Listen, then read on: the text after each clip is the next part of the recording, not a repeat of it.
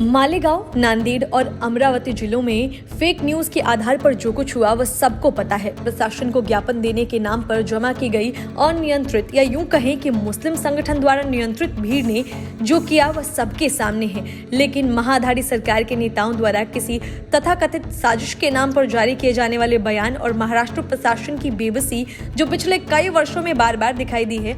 12 नवंबर 2021 के दिन जो हुआ वह अचानक नहीं हुआ। यह रजा अकादमी, अन्य संगठनों और व्यक्तियों द्वारा पूर्व घोषित था। पहले से वायरल हो रहे वीडियो वगैरह में बकायदा इस बात की घोषणा की गई थी कि लोग दुकानें अपनी जिम्मेदारी पर खोलें क्योंकि भीड़ चाहती है कि सब कुछ बंद रहे। आखिर प्रशासन के लिए हिंसा का पूर्वानुमान लगाया जाना संभव क्यों नहीं था? वैसे भी भीड़ जमा करके उसे अनियंत्रित छोड़ने का रजा अकादमी जैसे मुस्लिम संगठनों का रिकॉर्ड पुराना रहा है। ऐसा भी नहीं था कि रजा अकादमी महाराष्ट्र की धरती पर पहली बार भीड़ जमा करने वाली थी। इन जिलों में रजा अकादमी ने त्रिपुरा में अल्पसंख्यकों पर हुए तथाकथित जुल्मों को आगे रखकर लोगों को जमा किया था। सवाल यह है कि जिस विषय या घटना को आगे रखकर यह भीड़ जमा की गई, क्या वह विषय प्रासंगिक था?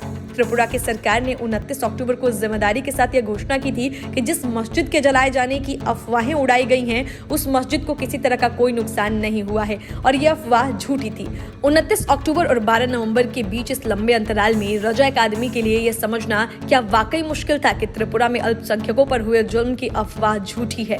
क्या अकादमी के लिए त्रिपुरा सरकार की घोषणा पर विश्वास न करने का कोई कारण था? सवाल यह भी है कि त्रिपुरा सरकार और स्थानीय प्रशासन की घोषणा के बाद इस भीड़ को जमा करने का क्या तुक था?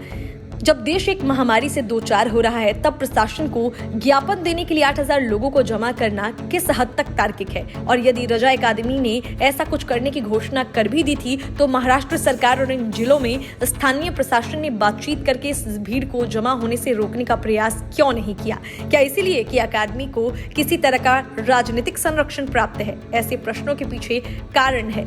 दरअसल सच यह है कि वर्तमान महाराष्ट्र सरकार रजा अकादमी की जायज नाजायज मांगों को हाल के वर्षों में लगातार कान देती रही है। अकादमी के लोग मुख्यमंत्री उद्धव ठाकरे और अन्य नेताओं से बार बार मिलते रहे हैं। शायद यही कारण है कि संगठन समय समय पर किसी न किसी बहाने महाराष्ट्र में अपनी ताकत दिखाता रहा है।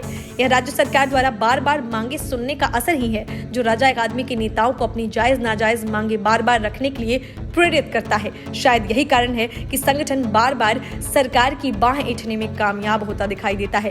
पर प्रश्न यह है कि इन सब के बीच कानून और संवैधानिक व्यवस्था और सांप्रदायिक वातावरण का भविष्य कैसा दिखाई देता है? यह ऐसा प्रश्न है जो महाराष्ट्र की राज्य सरकार से इसलिए किया जाएगा क्योंकि वह बार बार इसके आगे लाचार दिखाई देती रही है। Bureau report, news of India.